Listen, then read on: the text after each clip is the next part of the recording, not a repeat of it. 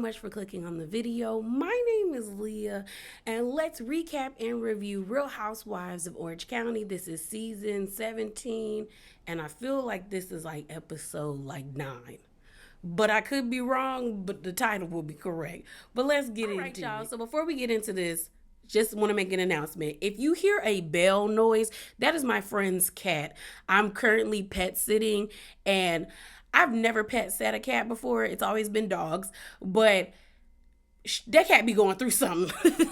Like, she'll come in here, mess with things, and then next thing you know, she get the zoomies and start dipping and dodging like she trying to outrun the police. I don't understand it. I really don't. But I heard the bell the last time I was, the last video I posted. I could hear it when I was editing. So if you do hear it, that is what that sound is. So my bad in advance.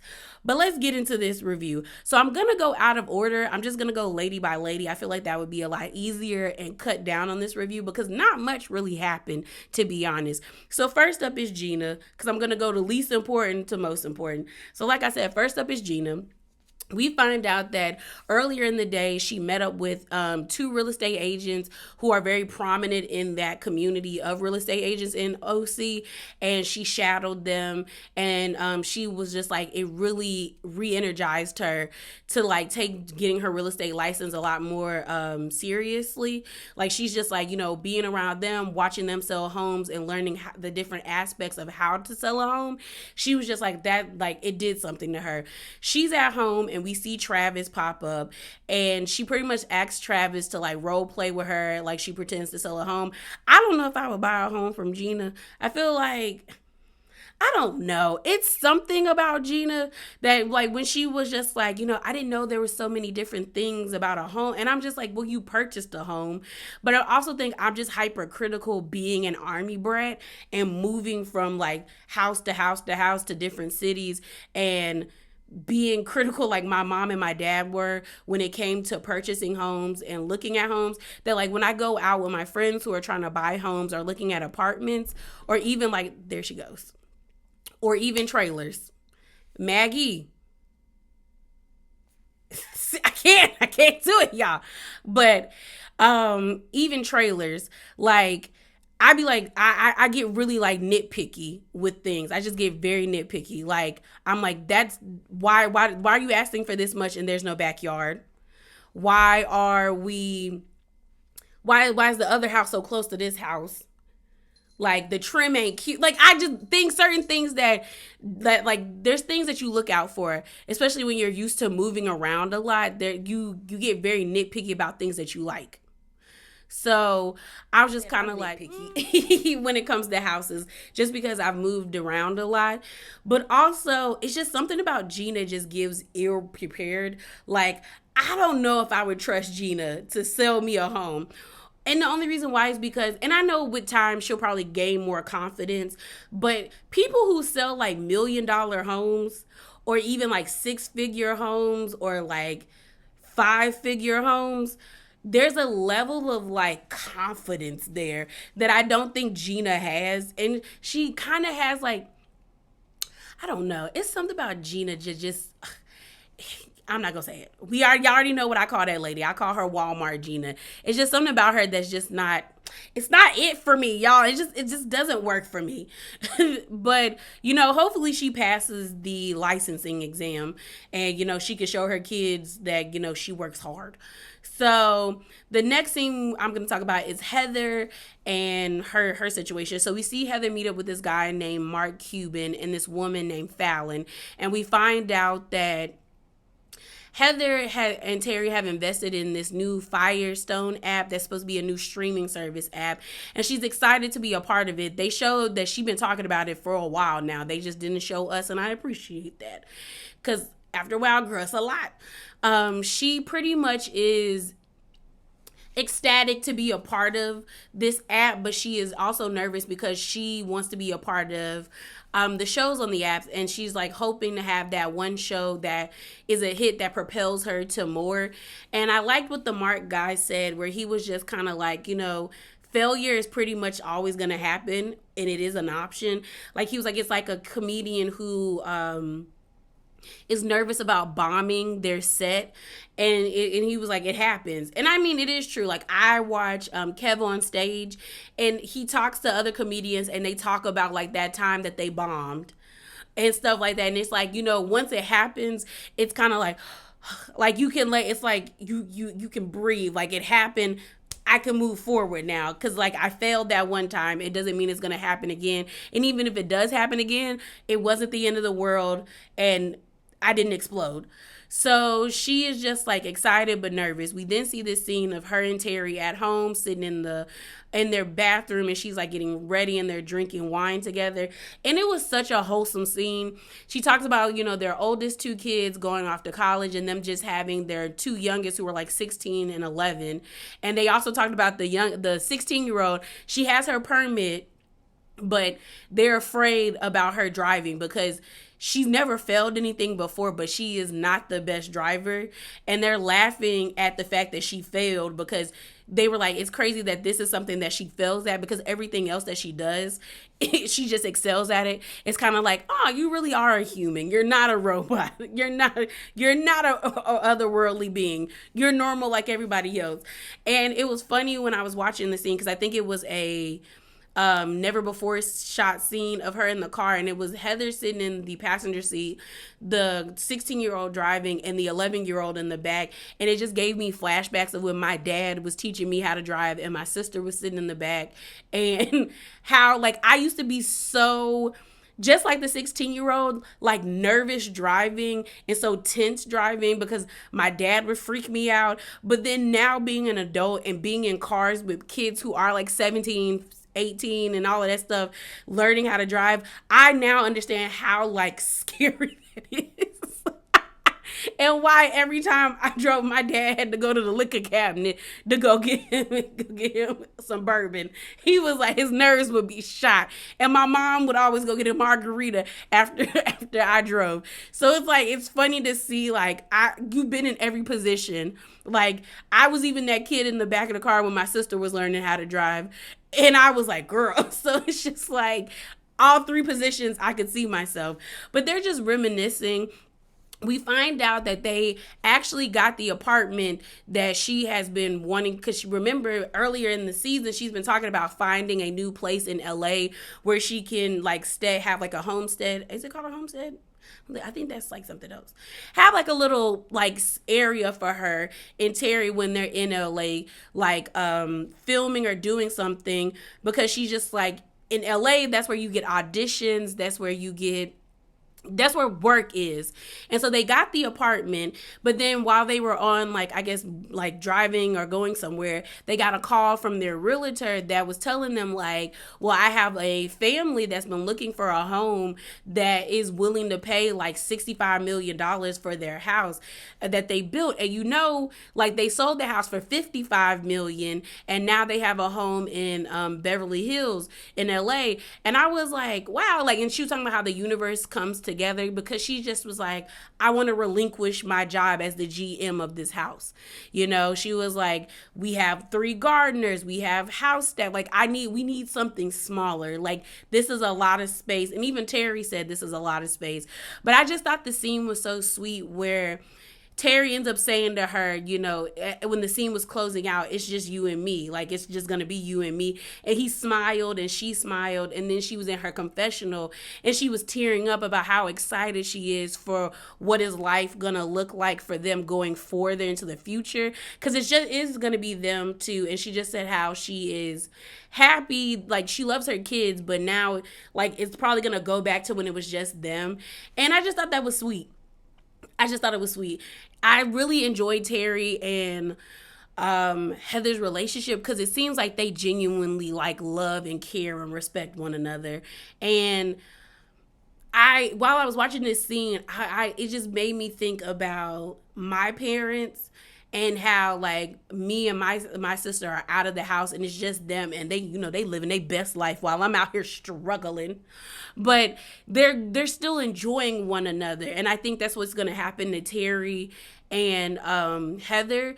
And I also think it drives home to me about being in a relationship with your friend. Like I do like that saying about like you want to marry your friend, because there's going to be times where you don't like that person, but if you have like a baseline of friendship and mutual respect and love, then your relationship can stand the test of times. And I don't think people think about like after the kids, like it is just y'all again. And I'm like, hopefully before y'all had the kids, y'all was good. Because once they leave and go off, it is just gonna be y'all. And I just thought it was like sweet that they were both like excited about the future where it was just them, and like how that's going to look. And it was wholesome. I just liked it. It was just wholesome. Next we're gonna talk about is Emily. So we see Emily and Shane and the kids going to a pumpkin patch. So I guess during the time of filming, it's like fall season, maybe around like Halloween or like Thanksgiving. And we see like the boys, the little twins are talking about this thing called Sam the Scarecrow. Not Scarecrow. Yeah, is it Sam? Yeah, Sam the Scarecrow. And Emily was like, what is that? And so the little boy said something about like he doesn't like kill you if you do something. I said, oh. And Emily was like, what are you talking about? And she was like, where did you hear that from? And the little boy, like one of the twins was like, oh, from school. She was like, that's not real and I don't like that. And Shane was like, well, don't chastise him. Like it's going to like make him scared and stuff like that. And she was like, I'm not chastising him. And she was like, you are. And then Shane pretty much like checks Emily like in front of them, like, girl, chill out. And then when they get on the actual like, because they're going on a hay ride, the little girl, the oldest, was like sitting, I guess, near her brothers.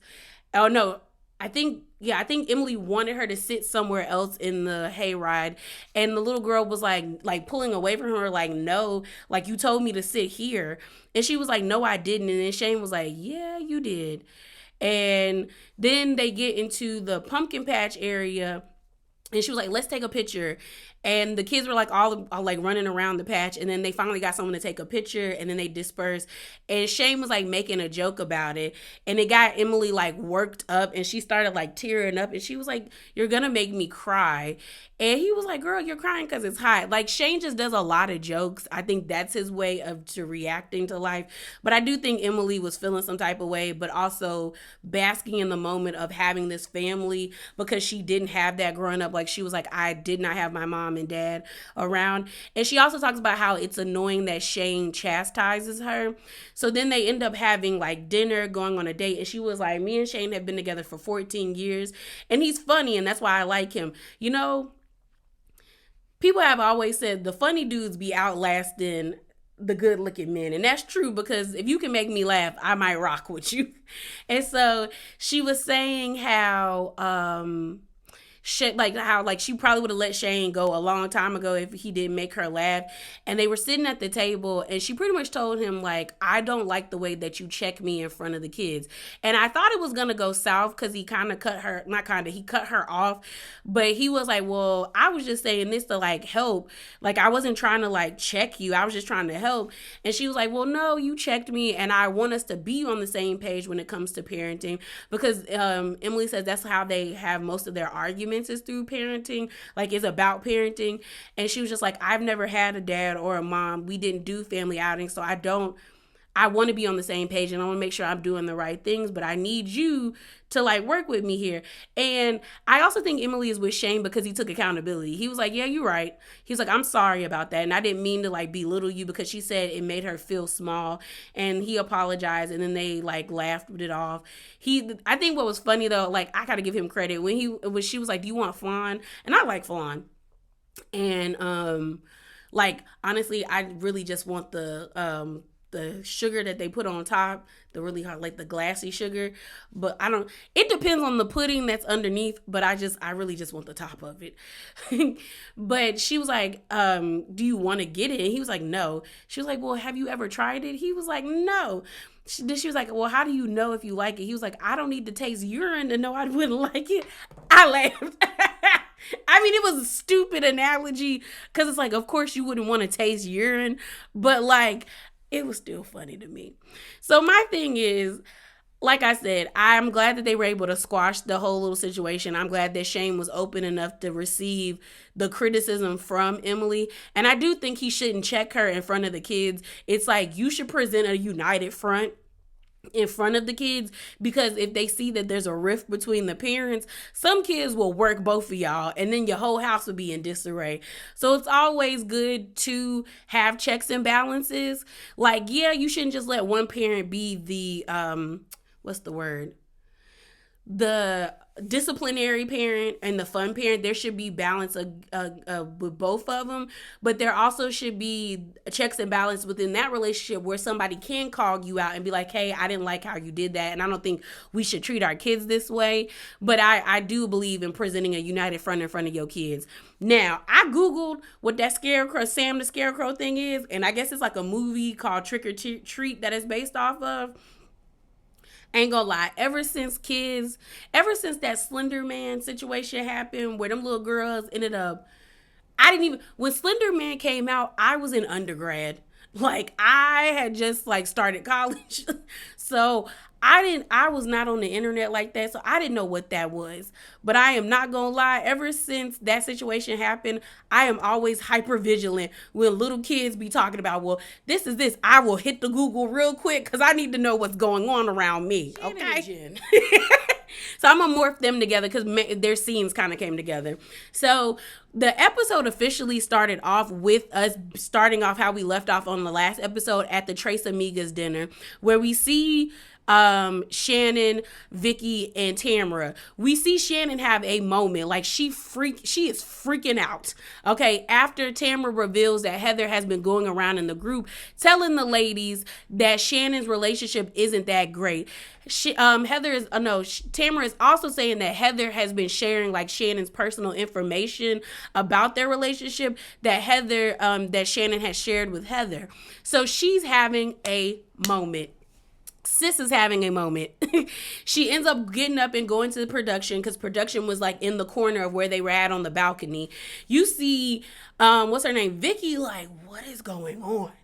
Like, Vicky is confused. Like, she is confused. Vicky is just like, okay. Like, is y'all gonna tell me what's tea? So then you have Shannon sitting there and over there in production pretty much saying, like, if you release this information about my relationship or if we start talking about it, I'm about to leave. Like, it's about to be like unmic me, I'm going home type energy. Like, she's just like, I'm not doing this anymore. She was like, Maggie, get down. Get down, because your fall, that's on you. Your fall, that is on you, ma'am. Okay. My bad, y'all. So, I'm telling y'all, she does not have good depth perception. I thought cats knew how to like gauge how far to jump. Y'all, I've seen this cat jump and miss things so many times since pet sitting her. It is wild to me. Like, she tried to clear like I have like a little, what's it called, footstool. She tried to like jump over it, and it's not that high of a footstool because it's a footstool. Girl toppled over. It didn't make no sense to me. She is not good at jumping, and now she got the zoomies. Y'all. She going through it. She is going through it. I don't know what's wrong with her.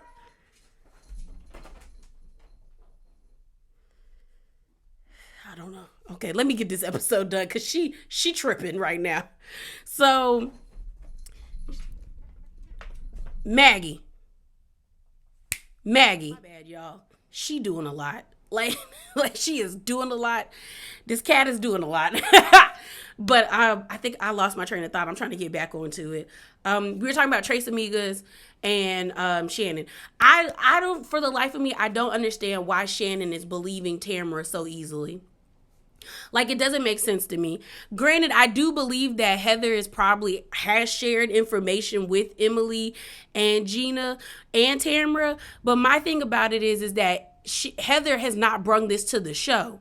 So in that regard, she is giving Shannon that much respect to not bring it to the show. Tamra, Shannon's best friend, all of a sudden now is the one that's bringing it to the show. And the thing about it that I don't understand from Shannon is this lady talked about you. Tamra dragged Shannon's name through the mud for 2 years because she lost her job and pretty much called that lady an alcoholic, said that she wasn't a good friend and she should have never defended her.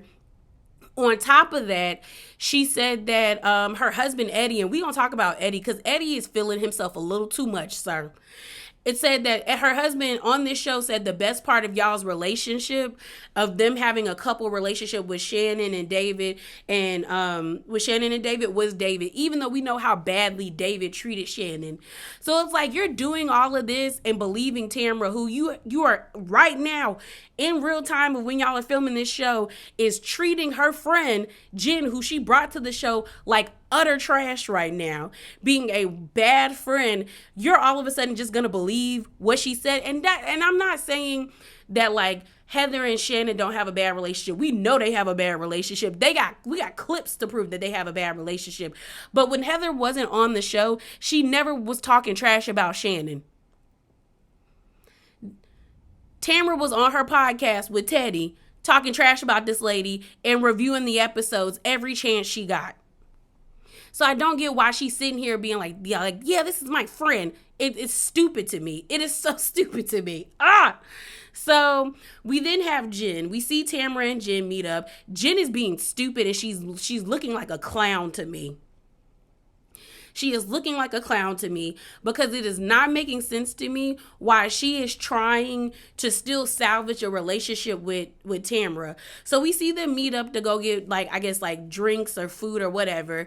And Jen is talking to Heather, too many names.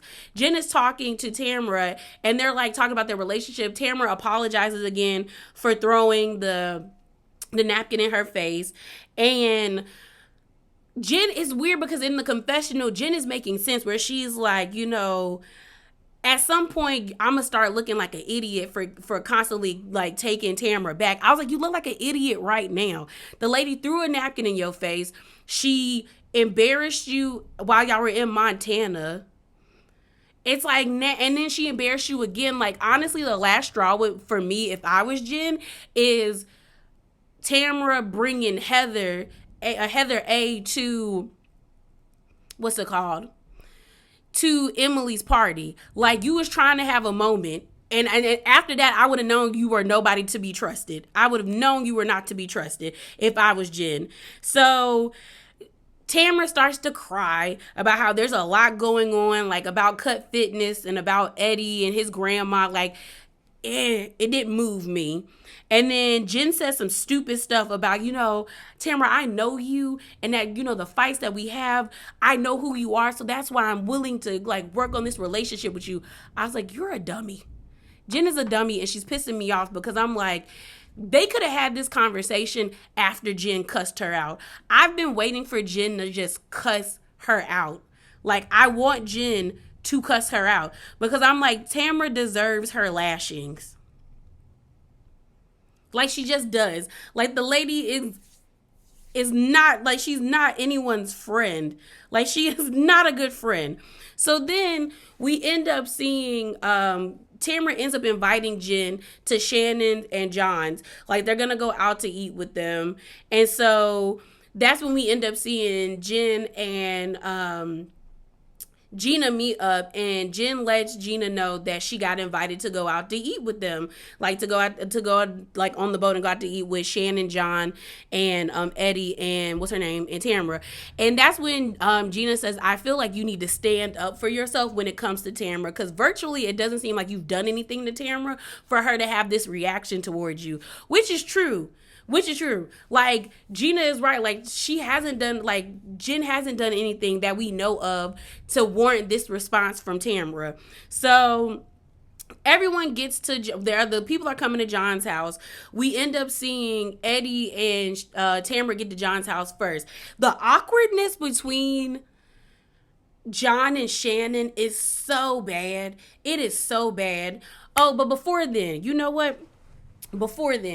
I didn't say this. We end up seeing Heather Tamra and Jen go to like a like boxing class, and while they're there, Tamara is trying to catch Heather in a lie, but Heather didn't lie. She's trying to goad Heather into like talking about the situation between John and Shannon, where she's like, we had lunch with Shannon and John, me and Eddie, and she was like, Eddie asked them when they were gonna get married, and Heather laughed because she was like, what's his name? Terry asked the same question, and then she said something about them moving in together, and she was like, they're not gonna move in. And then Tamara was like, they said they weren't gonna move in until the girls leave, and Heather's like, oh, I think that's smart for them. But then Jim was like, wouldn't it be better for them to move in now? And Tamara was like, yeah, I think they should move in now, but the fact that they're not moving in now, it means like there might be issues there. And that's when Heather was like, well, I've never had this situation happen before, so it might just be easier. But it was like, Heather knows what Tamara is doing. She even said in the confessional, like, why would I talk about Shannon's relationship with Tamara? Which makes me feel like Tamara's lying about Heather saying, like, Heather sharing information with her. Because I feel like if Tamara's smart enough not to say it on camera and even vocalize that, like, why would I share anything with her? I feel like she lying. Tamara lying. I feel like she's lying. But we end up seeing everyone go to John's place with the boat, his place. While Eddie, Shannon, John, and Tamara are waiting on Jen and Ryan, they start talking about the situation with Ryan, and when it was just awkward. Like, Shannon and John are awkward. Like, you can tell that they were holding on by a thread. Like, John does not seem as affectionate as he was before the first two seasons when we saw him. He was like really into her. Now he's not. Like, I really do think like it was just like Shannon was probably trying to like salvage their relationship, but there was nothing to salvage. It feels like John has checked out completely. Like, he's not even as jokey as he was last season. So they're filling John in about like, the nudes that he sent, the whole thing, like, I'm a F her when he saw Tamara. And then then Ryan and what's her name? Jen finally show up. Ryan is definitely a old man trying to play like he young. Like, Ryan gives like he's in his 40s, and nothing wrong with being in your 40s. Like, I don't even see that as being old, but the way Ryan is dressed, it's given like I'm trying to relive my youth. Like, he has on this jacket with a whole bunch of like words and graffiti with the leopard collar like popped up, and I was like, I don't even think people have popped their collars anymore. At least not my people. So I was just like, he is kind of giving that. At first I thought the man had on an ascot, and I was like, oh, okay, very nautical theme. It's awkward when they meet each other. They're on the boat. The boat is awkward. They drive past Nobu. Once they get to the restaurant that they're supposed to be at, it's still kind of awkward. Ryan ends up making a joke about nudes, and then they finally get into the conversation about the situation. And Ryan pretty much says like he's disappointed in Tamara and in Eddie. Like, he thought their friendship was built different for them to be having this type of situation. Eddie asks Ryan, like, didn't you cheat on your wife? And he was like, yeah, I cheated on my wife.